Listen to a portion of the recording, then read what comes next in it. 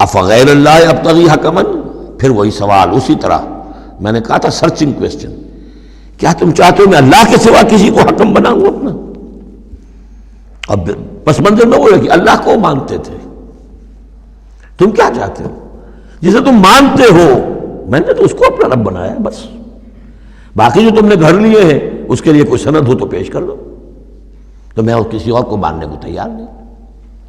ایک جگہ آیا ہے قُلْ إِنْ كَانَ لِلرَّحْمَٰنِ وَلَدٌ فَأَنَا أَوَّلُ الْعَابِدِينَ، اگر اللہ کا کوئی بیٹا ہوتا سب سے پہلے میں پوجتا اس کو۔ جب میں اللہ کو پوجتا ہوں، اس کی پرستش کرتا ہوں، تو اللہ کے بیٹا ہوتا تو میں کیوں نہ پوجتا اس کو؟ نہیں اللہ کا بیٹا۔ یہ ہے در حقیقت قرآن مجید کا انداز سمجھانے کا، بڑا فطری، اس میں منطق کم اور جذبات سے اپیل ہے، درون بینی انٹراسپیکشن کی طرف دعوت ہے۔ اپنے دل میں جھانکو، ذرا غور کرو، اپنے گریبان میں منہ ڈالو، سوچو، غور کرو، تمہیں خود یہ حقیقتیں جو ہے نظر آ جائیں گی۔ افغیر اللہ ابتغی حکما، تو کیا میں اللہ کے سوا کسی اور کو اپنا منصف اور حکم بنا لوں؟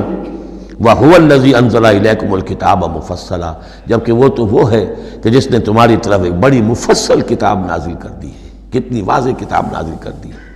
وَالَّذِينَ آتَيْنَاهُمُ الْكِتَابَ يَعْلَمُونَ أَنَّهُ مُنَزَّلٌ مِّن رَّبِّكَ، اور جنہیں ہم نے کتاب دی تھی پہلے وہ جانتے ہیں، دلوں میں جانتے ہیں، زبان سے مانے یا نہ مانے، کہ یہ منزل ہے، یہ نازل کی گئی ہے من ربک، آپ کے رب کی طرف سے اے نبی، بالحق، حق کے ساتھ، فلا تکونن من الممترین، تو ہرگز نہ ہو جانا شک کرنے والوں میں۔ وتمت کلمۃ ربک صدقا وعدلا، اور آپ کے رب کی بات تو سچائی اور عدل پر مبنی ہونے کے اعتبار سے درجہ تمام و کمال کو پہنچ چکی ہے۔ تمت کلمۃ ربک، تیرے رب کی بات پوری ہو چکی، مکمل ہو چکی۔ الیوم اکملت لکم دینکم واتممت علیکم نعمتی وتمت کلمۃ ربک صدقا وعدلا، اس کی ہر بات صداقت پر اور ہر بات اس کی عدل پر مبنی ہے، اور اس اعتبار سے وہ نقطۂ کمال کو پہنچ چکی ہے۔ لا مبدل لکلماتہ، اس کی باتوں کا کوئی بدلنے والا نہیں۔ وہو السمیع العلیم، وہ سب کچھ سننے والا اور جاننے والا ہے۔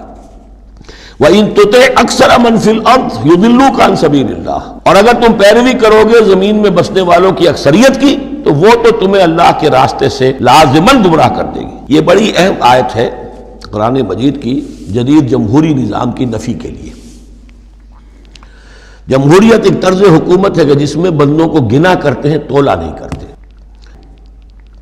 قرآن کہہ رہا ہے زمین کی اکثریت جو ہے، اگر تو فیصلہ کن یہی بات ہے اکثریت کدھر اقلیت کدھر، تو اکثریت تو دنیا میں ہمیشہ باطل پرستوں کی رہی ہے۔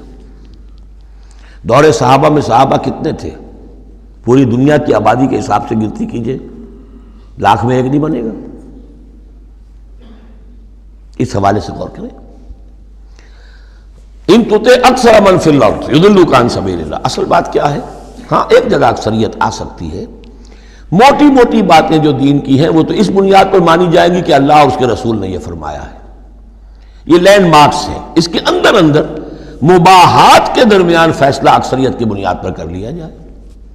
شراب حرام ہے وہ تو سرو نہیں کی جا سکتی، آپ کے ہاں کوئی دعوت ہونی ہے، کوئی تقریب ہے، اب اس میں سوچ رہے ہیں کہ کیا سرو کیا جائے، بھئی شراب تو حرام ہے، اللہ اور اس کے رسول کا حکم ہے، وہ تو سرو نہیں ہو سکتی۔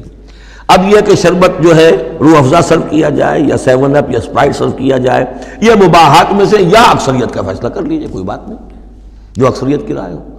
لیکن ایبسولوٹ اتھارٹی اکثریت کے پاس، ساورنٹی اکثریت کے پاس، انا للہ و انا الیہ راجعون۔ وَإِن تُطِعْ أَكْثَرَ مَنْ فِي الْأَرْضِ يُضِلُّوكَ عَنْ سَبِيلِ اللَّهِ، ساورنٹی اللہ کے پاس رہے گی، اس کا حکم اپنی جگہ پر، باقی مباحات کے دائرے میں آپ اکثریت کی رائے پر بھی چل سکتے ہیں۔ إِن يَتَّبِعُونَ إِلَّا الظَّنَّ، یہ نہیں پیروی کر رہے مگر صرف ظن و تخمین کی، اٹکل پچوں کی۔ وَإِنْهُمْ إِلَّا يَخْرُصُونَ، اور یہ نہیں کچھ کر رہے سوائے اس کے کہ کچھ اندازے انہوں نے مقرر کیے ہیں۔ ان ربک هو اعلم من يضل عن سبیلہ، آپ کا رب خوب واقف ہے ان سے کہ جو اس کے راستے سے بھٹک چکے ہیں۔ وهو اعلم بالمہتدین، اور وہ خوب واقف ہے ان سے بھی جو ہدایت کی راہ پر ہیں۔